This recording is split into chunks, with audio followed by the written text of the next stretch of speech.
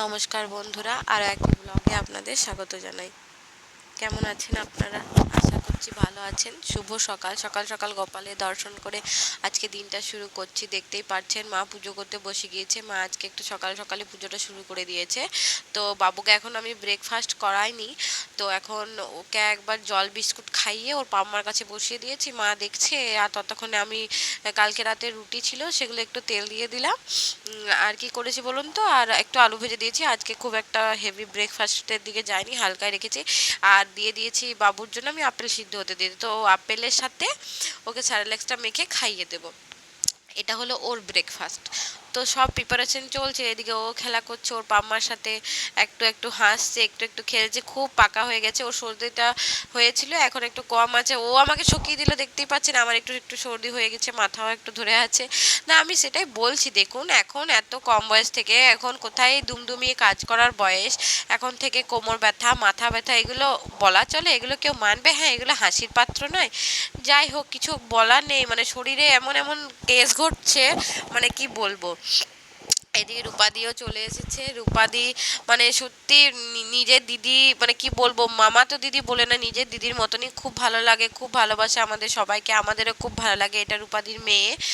তো আমাদের সত্যি এলে খুব আনন্দ লাগে। আপনত্বটা বড় মানুষের, এর ব্যবহার, আপনত্ব, কথাবার্তা যেন মনে হয় হ্যাঁ আমার যেমন নিজের দিদি, তেমনই রূপাদিকেও আমার সেই রকমই লাগে, খুব ভালো লাগে সত্যি কথায়। তো রূপাদির বাড়িতে হয়েছিল কুমড়ো, তো রূপাদি পাকা কুমড়ো এনেছে, ঝিঙে হয়েছিল, তারপর আমাদের জন্য এনেছিল নিজের হাতে ঘরের গায়ে দুধের তৈরি করা চাচি, অনেক জিনিস নিয়ে এসেছিল, বাবুদের জন্য এনেছিল, সবার জন্য এনেছিল, হাতে এক হাত ভর্তি জিনিস নিয়ে এসেছিল। তো সত্যি কথা বলতে জিনিস আনাটা বড় নয়, ওর দিক থেকে ওর যে আপনত্ব, ওর যে ভালোবাসাটা, ওর কিছু না থাকতে ও কিন্তু অনেক ধনী, মনের দিক থেকে ধনী। ধনের দিক থেকে ধনী হলে ধনী হওয়া যায় না, ও কিন্তু মনের দিক থেকে ধনী। আর সত্যি খুব ভালোবাসে আমাদের। আর খুব আনন্দ লাগে এলে। আপনজনরা না এলে কি ঘর সাজে বলুন? এখানে মা ও রূপাদির জন্য কিছু কিছু জিনিস নিয়েছে, সেগুলো সব দেখাচ্ছে। রূপাদিকে কিছু কিছু শাড়ি আছে, আর ওর মেয়ের জন্য কিছু কিছু ড্রেস আছে, ওর ছেলের জন্য কিছু কিছু ড্রেস আছে, মামির জন্যও কিছু কিছু শাড়ি আছে। সেগুলোই মা একটা একটা করে বের করে দেখাচ্ছে যে দেখ কোন রঙটা তোর পছন্দ। আর এই যে নীল শাড়িটা দেখছেন, ওই রকম শাড়ি আমরা তিনজনে নিয়েছি, আমি, রূপাদি, দিদি, তিনজনেই একই ধরনের শাড়িটা নিয়েছি, তিনজনের শুধু রঙগুলো আলাদা আলাদা। তো এগুলো আমাদের দুর্গাপুজোর গিফট, এগুলো রূপাদির গিফট, এগুলোই মা দেখাচ্ছে যে দেখ কোন রঙটা কেমন, কোনটা তোর ভালো লাগছে, কোনটা তোর কেমন লাগছে, সব একটা একটা করে খুলে খুলে মা দেখাচ্ছে রূপাদিকে।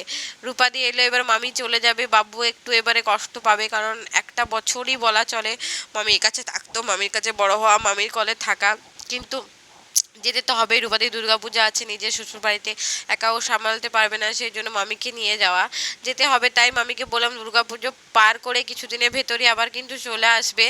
জানি না আসতে পারবে কিনা, কিন্তু বললাম তুমি চেষ্টা করবে অন্তত আসার। তো সেটাই বললাম। যাই হোক, আপনারা ব্লগটা দেখুন, কেমন লাগছে জানাবেন। অনেক ভালোবাসা দিচ্ছেন, অনেক সাপোর্ট দিচ্ছেন, খুব ভালো লাগছে, খুব আনন্দ লাগছে। এইভাবেই পাশে থাকুন, আরও অনেক কিছু আনার চেষ্টা করব, কিন্তু যেহেতু এখন আমরা ডেইলি ব্লগ করছি, নিত্যদিনটাই আপনাদের কাছে তুলে ধরার চেষ্টা করছি।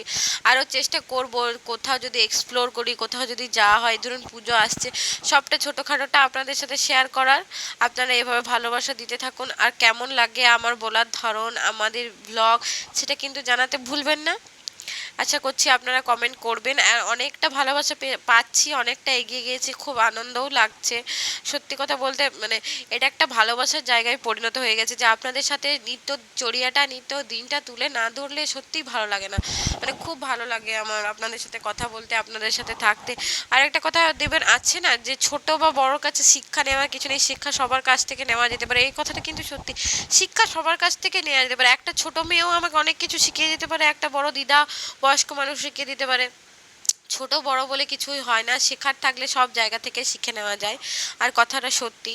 যাই হোক, আপনারা ব্লগটা এনজয় করতে থাকুন। আর আজকের মেনুতে কী ছিল বলে দিয়ে, আজকে শুক্রবার ছিল, নিরামিষ ছিল, তো একটা মিক্স ভেজ সবজি ছিল, ডাল ছিল, শাক ছিল, আর ওল আলু একসাথে সিদ্ধ করে নিয়েছিলাম, সেটাকে ভালো করে বেসন টেসন, তারপর কি বলে ওটাকে, একটু জোয়ান মৌরি আর একটু হিং দিয়ে ভালো করে ফেটে নরম করে গোল গোল গোল গোল করে পাকিয়ে ওগুলো বড়া ছাকা হয়েছিল, খুব টেস্টি হয়েছিল, খেতে খেতে অসাধারণ লাগছিল।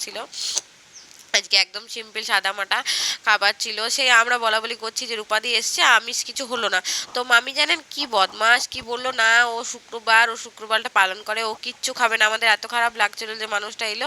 যাই হোক, রাতে কিছু ভালো একটা হবে সেইটার ভাবনায় আমরা আছি। তো এখানে বড়াগুলো আমি ভালো করে সুন্দর করে মেখে টেকে রেডি করে দিয়েছি। কবিবাবু বললো তুমি বাবুকে নিয়ে যাও, বাবুকে স্নান করানো হয়নি তখনও। তো কবিবাবু বললো যে আমি বড়াগুলো ছাঁকছি, তুমি বাবুকে স্নানটা করিয়ে দাও, আমি তোমার থেকে ভালো বানাতে পারবো। সেই জন্য ও এখানে গোল গোল ডুলু ডুলু করে বেশ সুন্দর করে বড়াগুলো ছেঁকে নিয়েছে। যাই হোক, ব্লগটা দেখতে থাকুন, ভালো থাকবেন, সুস্থ থাকবেন, থ্যাংক ইউ।